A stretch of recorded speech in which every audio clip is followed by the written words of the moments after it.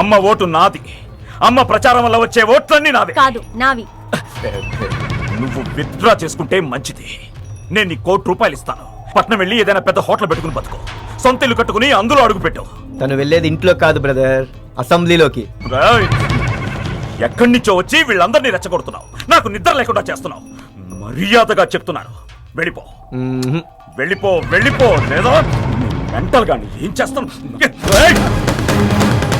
పెడతాను, అమ్మనేం చేయకు. వెళ్ళమని చెప్పవే, లేదా అమ్మని గొంతు చంపేస్తాను. చెప్పవే. పెడతాను, అమ్మనేం చేయకు.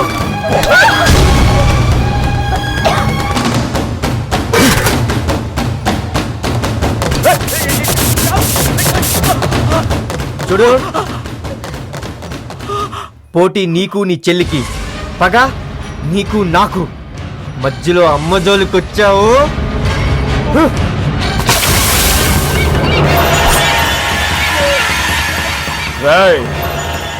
వీడి చిటికెను వేలు నా మీద పడ్డా ఈ ముష్టిదాన్ని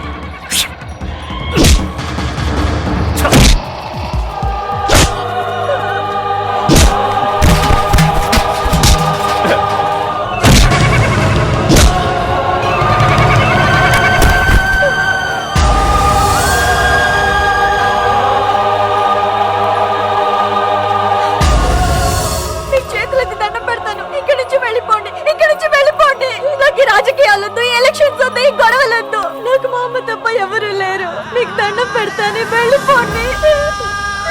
నాకు మా అమ్మ కావాలి, నాకు ఎలక్షన్స్ వద్దు.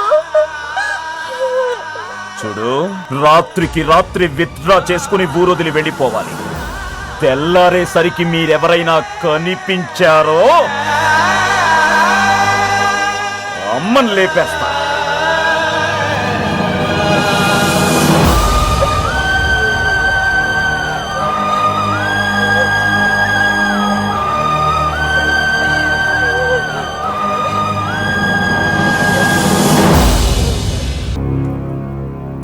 బాగా తినండి, మొహమ్మద్ బాగా తినండి. ఏంట్రా మీద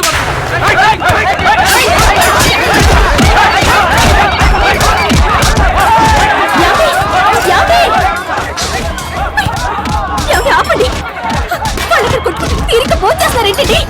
ఆపండి.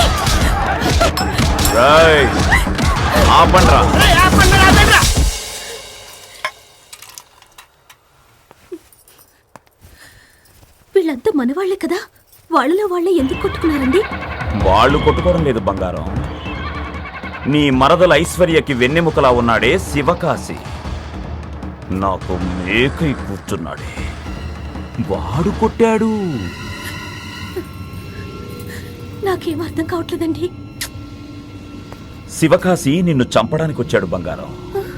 నీ ఉప్పు తినవాళ్ళు కదా, ఊరుకుంటారా? అడ్డుపడ్డారు, రక్తం వచ్చేలా కొట్టాడు. కట్ చేయి.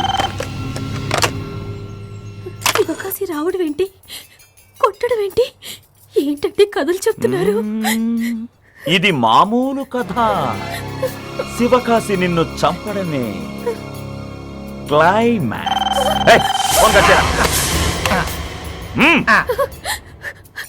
అయినా శివకాశి నన్నెందుకు చంపుతాడండి? క్లియర్ గా చెప్పాను, నేనే శివకాశి అనుకో. ఇదా శివకాశి ఈ దుర్గా ప్రసాద్ భార్య కళ్యాణిని చంపడానికి తెచ్చిన కత్తనుకో. ఈ కత్తితోనే నిన్ను హత్య చేశాడనుకో. మీరెంతమంది ఉండగా తనొచ్చి ఎలా హత్య చేస్తాడండి? వాడ్రాడే, నేనే చంపుతా, అనుమానమే వద్దు, ఇది నిజం. మీ నాన్న ఏం చెప్పాడో తెలుసా? చస్తావో చంపుతావో నీ ఇష్టం, గెలుపే ప్రధానమన్నాడు. కత్తితో నిన్ను చంపుతా, నీ చావుని ఆ శివకాశి పైకి తోస్తా, ఒక్క దెబ్బకి. ఏంట్రదే? అది ఈ ఎలక్షన్ లో నేను గెలవాలంటే నువ్వు చావాలి. తప్పదు తల్లి, తల్లి బంగారం. నువ్వు చస్తేనే నాకు సింపతి వస్తుంది, ఇంకెవ్వరు చచ్చినా రాదు. మీకు దండం పెడతా, నన్ను వదిలేయండి. అయ్యయ్యో, నిన్ను చంపకుండా ఉండలేను బంగారం. నువ్వు చచ్చావని ఇప్పటికే మన నియోజకవర్గంలో వీధి వీధికి పోస్టర్లు అంటించిపోతున్నారు తెలుసా? రేయ్, వదిలికి చూపించరా? చూపించండి రా.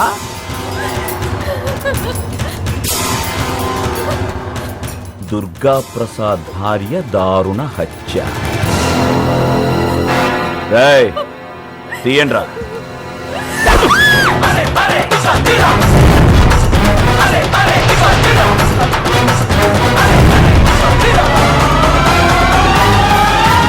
ఏంటన్నయ్యా, ఎక్స్పెక్ట్ చేయలేదు కదా, వచ్చేసా.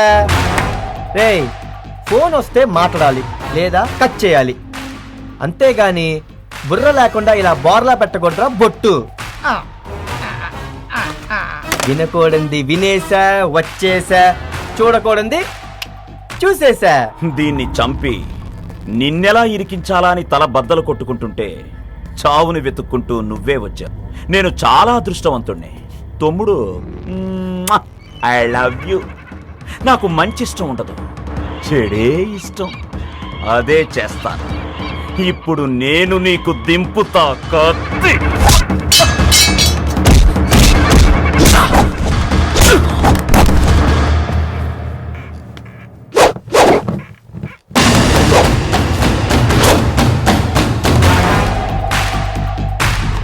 గౌరవనీయులైన ఎస్పీ గారికి, దుర్గా ప్రసాద్ భార్య కళ్యాణి అను నేను నమస్కరించు రాయినది. ఏంట్రా రాసేది?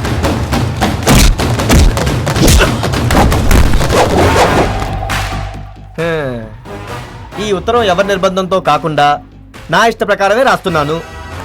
ఏ కారణం చేతనైనా నేను చంపబడినట్లయితే నా చావుకి కారణం పూర్తిగా ఏంట్రా పూర్తి? నన్ను చదవని. నా చావు కారణం పూర్తిగా నా భర్త శ్రీ శ్రీ శ్రీ చెన్నమనేని దుర్గా ప్రసాద్. దయచేసి ఈ లెటర్ నే నా మరణ వాంగ్మూలంగా పరిగణించవలసిందిగా కోరుచున్నాను. ఒరే బొట్టు, ఆ పెన్ని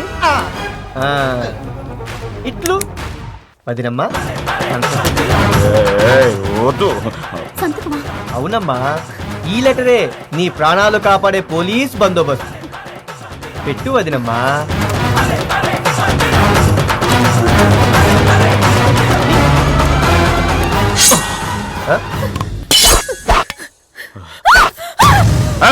ఇప్పుడు నీ భార్య నేను చంపినా అది నీ అకౌంట్ లోకే వస్తుంది.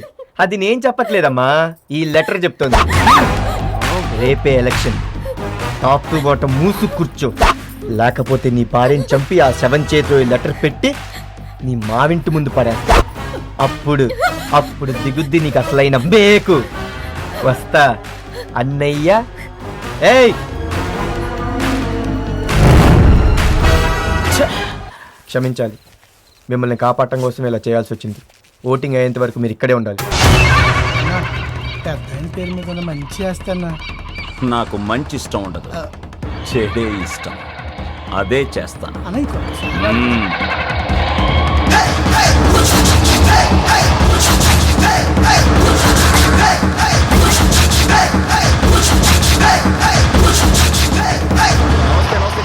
కూర్చోండి. ఏం పెద్ద ఆయన, బాగున్నావా? బాగున్నాను దుర్గా. ఆస్తి అమ్ముకునే ముందు ఒకసారి ఆలోచించుకో దుర్గా. అర్రే, లాభాలు రాని మిల్లుని ఎంతకాలం భరించమంటావు? ఏదైనా మీ వంశంలో ఆస్తి నమ్ముతున్న వాడివి నువ్వేనయ్యా. అర్రే నీ అమ్మ, 2 కోట్ల ఆస్తి అమ్ముతున్న నాకు లేని బాధ సాక్షి సంతకం పెట్టడానికి వచ్చిన సింగిల్ టీ గాడివి నీకెందుకయ్యా బాధ? మూసుకుని టీ తాగి కూర్చో. అయ్యా రెడీయా? Ready sir. ఇవ్వండి. ఆగండి. ఏయ్, ఏంటి? మీరు కొనే ఈ మిల్లు వంశ పరంపరంగా వస్తున్న ఆస్తి. ఈయనకు శక్తి అని ఒక తమ్ముడు ఉన్నాడు. ఈ ఆస్తి అతను కూడా బాగుంది. అవును, మా వాడి సంతకం లేకుండా ఈ ఆస్తిని కొనడానికి వీల్లేదు. రాయ్ వాడు చచ్చిపోయాడ్రా. దానికి రుజువు లేదు. అవును, చెన్నమనేని రాజేశ్వరరావు గారికి నిజమైన వారసుడు మా శక్తే. మా శక్తి తిరిగి వస్తాడు. తిరిగొచ్చేది తరుగు.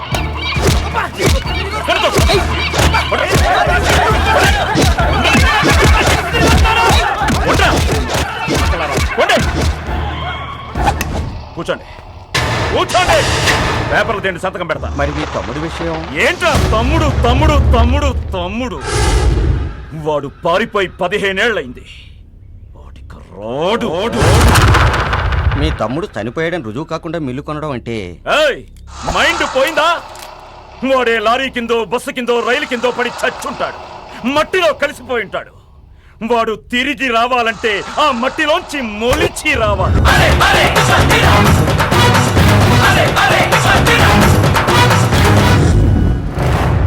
భూమిలోంచి మళ్ళీ పుట్టుకు రావడానికి వాడేమన్నా దేవుడా?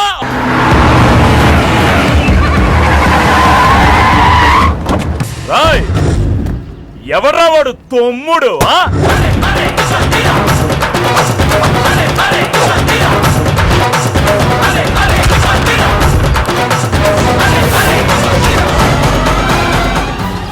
గుర్తుపట్టావా అన్నయ్య? ఆ, గుర్తుకొచ్చావురా. కానీ నీ గుర్తే లేకుండా చేస్తాను. నా వంశంలో నాకెవ్వరూ పోటీగా ఉండకూడదు. అందుకే ముందు నిన్ను చంపుతాను. రేయ్, తీసుకురండి పెట్రోల్.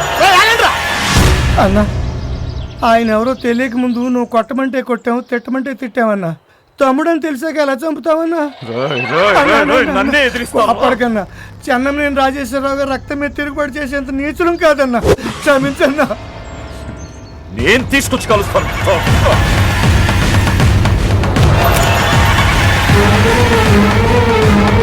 ఒరే ఆగరా, నీ వల్లే నీ తండ్రి చనిపోయాడు. నువ్వు చేసిన తప్పు నీ తమ్ముడి మీద వేసి వాడి ఇంటి నుంచి పంపేలా చేశావు. 15 ఏళ్ళ తర్వాత వాడు తిరిగి వస్తే మళ్ళీ వాడిని చంపుతానంటావేంట్రా? ఇప్పటికైనా మారరా. మారతా, వీణ్ణి చంపిన తర్వాత మారతా. ఒరే అమ్మా నువ్వు ఆగమ్మా. నా చావుతోనే నువ్వు మారతానంటే నేను చావడానికైనా రెడీ. శక్తి, అమ్మా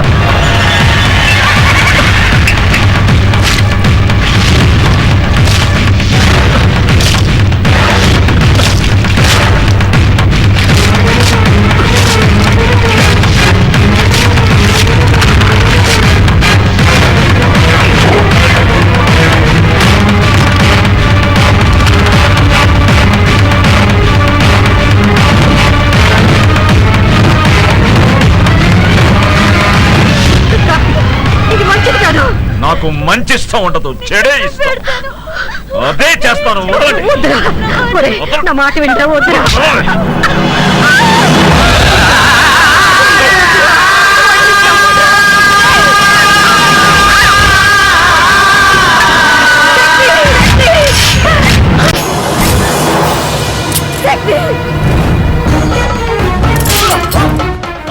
ఇది నాన్న దెబ్బ. నువ్వు చేసిన తప్పుకి నాన్న నన్ను కొట్టిన బెల్ట్ దెబ్బ. కన్న తల్లిని గొడ్ల చావుల్లో పెట్టి పని మనిషి కన్నా హీనంగా చూసినందుకు ఇది అమ్మ దెబ్బ. తోడబుట్టిన ఒక్కగానొక చెల్లిని రోడ్ల పాలు చేసినందుకు అన్నగా ఇది నా దెబ్బ.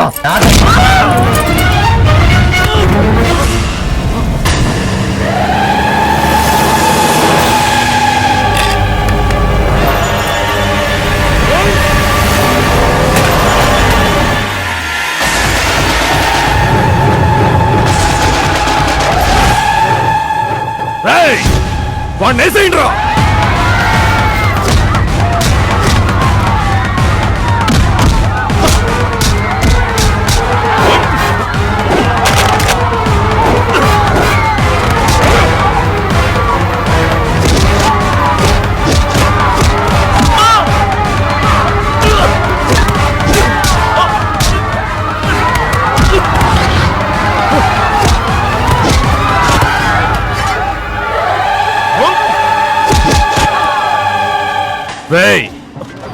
నా కూతుర్నే చంపాలని చూస్తావురా?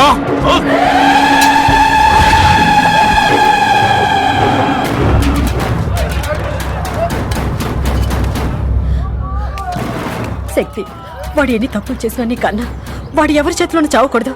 వెళ్ళు, వెళ్ళి వాడిని కాపాడు. వెళ్ళు శక్తి.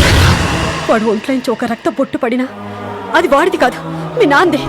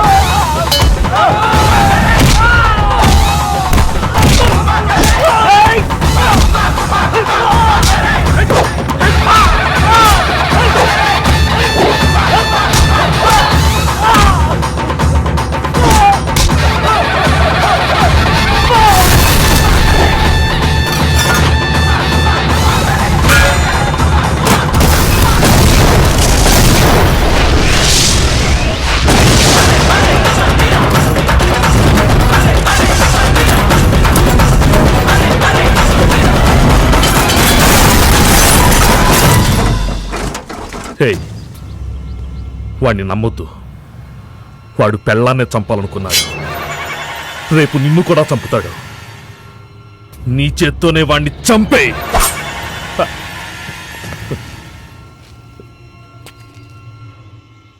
నా పదవులు ఆస్తులు నన్ను కాపాడలేదురా, సొంత రక్తం కాపాడింది. మన వంశానికి నిజమైన వారసుడివి నువ్వేరా. నేను నీ ఆస్తిలో భాగం కోరుకున్నాను, కానీ నువ్వు నా చావులో భాగం కోరుకున్నావు. నన్ను క్షమించు. ఇదిగో తీసుకో. నన్ను చంపే చంపే. నిన్ను చంపాల్సింది, క్షమించాల్సింది నేను కాదు, అమ్మ. వీళ్ళ అమ్మని క్షమాపణ అడుగు.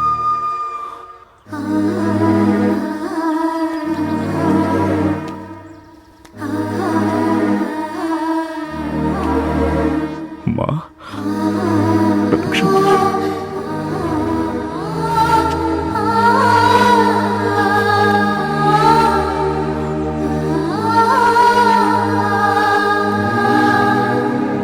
చిన్నప్పుడు ఇల్లు వెళ్ళిపోయిన ఎమ్మెల్యే తమ్ముడు చనిపోయాడంట. శవాన్ని ఇంటికి తెచ్చారంట.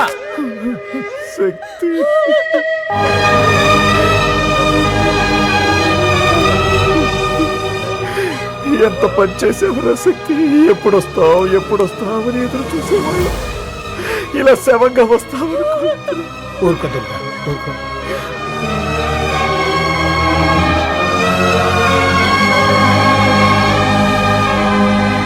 శక్తి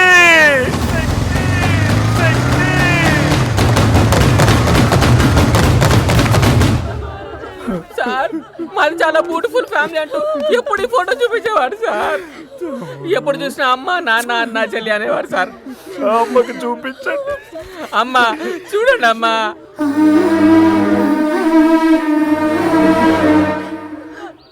నేను ఇలా చూడటం కోసమే నేను ఇంకా బతుకున్నాను.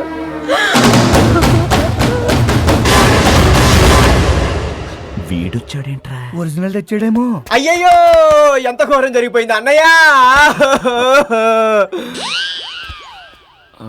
నీ తమ్ముడు చనిపోలేదన్నయ్య, బతికే ఉన్నాడు. నేను నీ తమ్ముణ్ణి కాదా అన్నయ్య? నీ నియోజకవర్గంలో నీ ప్రజలందరూ నీ తమ్ముళ్ళు కాదా? నీకు నిజం చెప్పబోతున్నాను, ఇదంతా ఒక పెద్ద నాటకం. నీకేందంటావన్నా? ప్రపంచమే ఓ రంగస్థలం, అందులో మనందరం నటీనటులం అన్నారు పెద్దలు. చనిపోయిన ఈ శాల్తి క్యారెక్టర్ అయిపోయిన నటుడు. శవం పక్కన నేడుస్తున్న ఈ దుర్గాప్రసాద్ క్యారెక్టర్లో జీవించేస్తున్న నటుడు. ఇదంతా చెప్పడానికి వచ్చిన నేను ఓ సాధారణ నటుడు. ఒరే శక్తి, ఒరే శక్తి, నటనన్నానని మీ అన్నయ్య పెడుతున్నది దొంగ కన్నీళ్లు కావురా, నిజమైన కన్నీళ్లురా, నిజమైన కన్నీళ్లు. అన్నా, ఈడు శవాలతో కూడా మాట్లాడేస్తున్నాడంటే విశ్వవిఖ్యాత నట సార్వభౌముడికి ఏమైనా దగ్గర చుట్టమేమో. శక్తి జోబులో ఏదో డబ్బున్నట్టుంది. కాదు, ఏదో కాగితలాగుంది. ఒరిజినల్ ఏమో. ప్రియమైన అన్నయ్య గారికి మీ తమ్ముడు శక్తి రాస్తున్న వీడ్కోలు ఉత్తరం. 15 సంవత్సరాలు నేను మీ అందరికీ దూరంగా బ్రతికాను. నాన్నగారు బ్రతుకుండగా నన్ను ఊర్లోకి రావద్దన్నారు, అందుకే ఊరు వదిలేశాను. కానీ ఆస్తిలో నా వాటా మాత్రం నేను వదులుకోలేదు. నీ వాటాని నువ్వు తీసుకోగా మిగిలిన నా వాటాని మన ఊర్లో ఉన్న పేదలకి, అనాథలకి రాసేయ్. ఒకసారి ఇటు బాబు. గౌరవనీయులైన పెద్దలారా, ఒకవేళ మా అన్నయ్య కక్కుర్తిపడి నా వాటా నాకు పంచడానికి ఒప్పుకోకపోతే మీరు దాన్ని మన నియోజకవర్గంలో ఉన్న అనాథలందరికీ పంచేయండి. ఈ కార్యక్రమం పూర్తి చేశాకే మీరు నా శవాన్ని పూడ్చిపెట్టండి. ఇట్లు నీ తమ్ముడు శక్తి. చూసావంటయ్యా, జన్మ అంటే మీ తమ్ముడిది. ఇవాళ వాడు చచ్చి బతికాడు. ఇది నా తమ్ముడు రాసిన ఉత్తరం కాదు. అది నీ తమ్ముడి శవం కాదా? అవును, అది ఆయన జేబు నుంచి తీసిన లెటరే కదా. ఇది నా తమ్ముడు చేతిరాత కాదు. మరి ఆ లెటర్ ఆ తమ్ముడు రాయకుండా ఈ తమ్ముడు రాశాడా అన్నయ్య? ఇది ఖచ్చితంగా నా తమ్ముడు రాసిన ఉత్తరం కాదు. కాదని పెద్దలు ఒప్పుకోవాలి కదయా. ఒప్పిస్తా.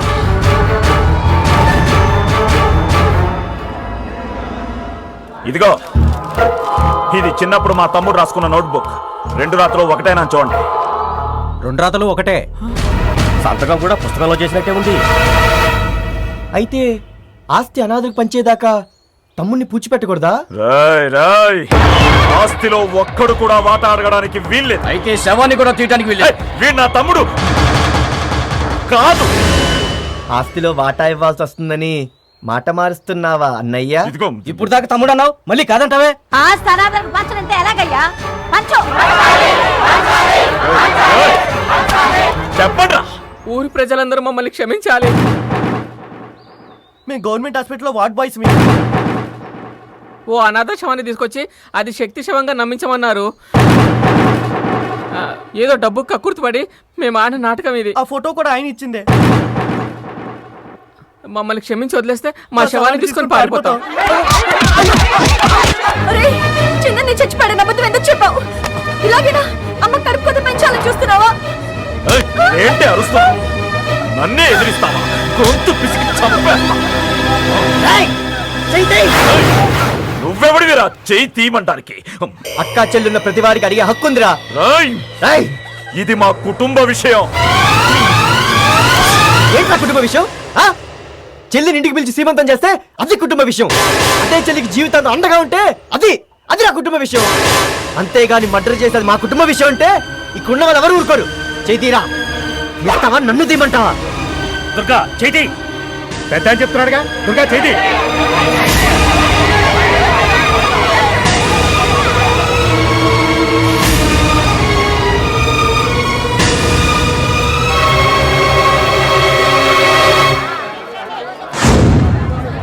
ఏంటి, నేను చచ్చిపోయానా? నేను చచ్చిపోయానని ఊరంతా చెప్పావంట. ఆ? నాకెందుకు చెప్పలేదు? నీకెందుకురా చెప్పాలి? చెప్పాలమ్మా, నేనేగా నీకు దించేది మేకు. డెత్ సర్టిఫికేట్ తెస్తానన్నప్పుడే అనుకున్నా నువ్వు ఇలాంటి జిగ్ జాగ్ ఏదో చేస్తావని. ఈ నోట్బుక్ తీసుకెళ్లే రాయడం ప్రాక్టీస్ చేశా, అందుకే రాత సేమ్ టు సేమ్ దించేశా. ఎందుకు చేస్తున్నావురా ఇవన్నీ? చెప్తారు, ఎలక్షన్స్ వస్తున్నాయిగా, అప్పుడు చెప్తా. వస్తా అన్నయ్య.